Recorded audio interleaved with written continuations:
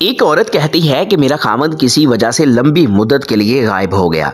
उस वक़्त मैं एक कम उम्र बच्ची की माँ भी थी, जबकि मेरा ज़ईफ़ुल उम्र बाप भी हमारे साथ ही रहता था। हमारी गुर्बत और मुफलिसी अपनी इंतहा को थी और अक्सर औक़ात हमारे घर में खाने के लिए कुछ नहीं होता था। अक्सर दोपहर को कुछ खा लेते तो रात को भूखा सोना पड़ता था। सब्र के साथ हम हर हाल में अल्लाह का शुक्र अदा करते थे। एक रात तो भूख और अफलास ने हमारा वो इम्तिहान लिया जो इससे पहले कभी नहीं लिया था। मेरी बेटी को शदीद बुखार ने आ लिया। बच्ची की बुखार और भूख से बनी हालत से मुझे अपनी और अपने वालिद की भूख भूल गई। ऐसी बेकसी और लाचारी तो कभी भी ना देखी थी। बेकरारी हद से बढ़ी तो मुझे अल्लाह तबारक व तआला का ये कौल याद आ गया, भला कौन बेकरार की इल्तिजा कबूल करता है जब वो उससे दुआ करता है, और कौन उसकी तकलीफ को दूर करता है। जी हाँ, हर किस्म की तकलीफ, चाहे वो भूख की हो या बीमारी की या गुर्बत व अफलास की और गुनाहों की, कौन है उस ज़ाते पाक के सिवा जो इन सब तकलीफ़ों को दूर कर सकता है। ये सब सोचकर मैं उठी और जाकर वज़ू किया। वापस आकर बच्ची के माथे पर पानी से भीगी हुई पट्टी रखी और अल्लाह के हुजूर नमाज की अदायगी के लिए खड़ी हो गई। मुख्तसर सी नमाज पढ़ने के बाद हाथ उठाकर बच्ची के लिए दुआ की, उसके माथे से पट्टी उतार कर दोबारा पानी से भिगो कर रखी और एक बार फिर नमाज के लिए खड़ी हो गई।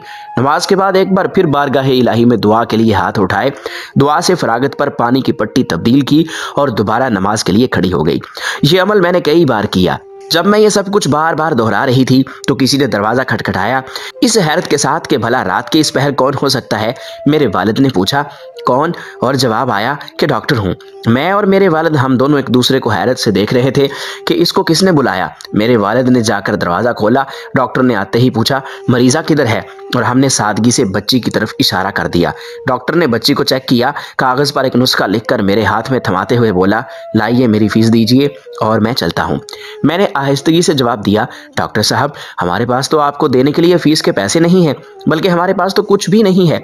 मेरा ये जवाब सुनते ही डॉक्टर चिल्ला उठा और गुस्से से तकरीबन दहाड़ते हुए बोला कि अगर फ़ीस देने के लिए पैसे नहीं थे तो मुझे आधी रात को फ़ोन करके क्यों बुलाया था? क्यों मुझे इस तरह बेआराम किया तुम लोगों ने?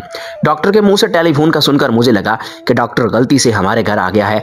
मैंने हिम्मत करते हुए जवाब दिया, डॉक्टर साहब, हमने आपको टेलीफोन करके नहीं बुलाया, बल्कि हमारे पास तो टेलीफोन है ही नहीं। ये सुनकर डॉक्टर ने मुझसे पूछा, अच्छा तो क्या ये फलां शख्स का घर नहीं है? मैंने कहा, नहीं डॉक्टर साहब, फलां साहिब हमारा हमसाया है। ये सुनकर डॉक्टर थोड़ा सा खामोश हुआ और फिर हमारे घर से निकलकर हमारे हमसाये के घर चला गया और हम खजालत और शर्मिंदगी से खामोश बैठे रहे। थोड़ी देर ही गुजरी थी कि डॉक्टर एक बार फिर हमारे घर आ गया। आंखों में आंसू और रुंधी हुई आवाज़ में बोला, अल्लाह की कसम, तुम्हारे घर से उस वक्त तक नहीं जाऊंगा जब तक तुम्हारा पूरा किस्सा नहीं सुन लूँगा। और मैंने डॉक्टर को अपना पूरा किस्सा सुना डाला कि किस तरह मैं बच्ची के माथे पर पानी की पट्टियाँ रख रही थी और अल्लाह के हुजूर दुआ भी मांग रही थी। डॉक्टर जल्दी से उठा और बाहर चला गया और कुछ देर के बाद हमारे लिए रात का खाना और बच्ची के लिए दवाइयाँ और कुछ घरेलू ज़रूरियात के सामान के साथ लौटा। साथ ही उसने हमें बताया कि उसकी तरफ से हर महीने एक तनख्वाह हमें उस वक्त तक मिलती रहेगी जब तक अल्लाह चाहेगा। जी हाँ क़ारीन इकराम, ये अल्लाह पर भरोसे की कहानी है। सिर्फ याद दहानी के लिए अल्लाह तबारक व तआला की ज़ात पर इससे भी बड़े भरोसे की कहानी सुनिए कि जब सैयदना मूसा अलैहिस्सलाम अपने ताक़ब में आने वाले दुश्मनों से खौफज़दा जान बचाते हुए अहले मदीन की तरफ पहुँचे और कुएं पर खड़ी दो लड़कियों के रेवड़ को पानी पिला चुके तो उन्होंने कोई मुआवजा तलब नहीं किया था। हालांकि उस वक़्त वो भूख से बेहाल थे। उन्होंने बकौल कुरान मजीद सिर्फ इतना कहा था, तर्जमा, परवरदिगार, मैं उसका मोहताज हूँ कि तू मुझ पर अपनी नेमत नाजल फरमाए। और फिर मेरे नहायत ही काबिल कदर क़ारीन इकराम, इसके बाद का किस्सा आप जानते हैं कि अल्लाह की तरफ से जवाब यूँ था, एक लड़की से मुफ्त में शादी और 10 साल के लिए काम का मुआहदा। तो किस्सा मुख्तसर हो, हासिल तहरीर कि मेरे प्यारे मुसलमान बहन भाइयों, अल्लाह पर भरोसा कीजिए, क्योंकि अल्लाह तो हमें हमारी जन्म देने वाली माओं से भी ज़्यादा प्यार और मोहब्बत करता है। तो कैसे वो हमारी कोई बात रद्द कर सकता है?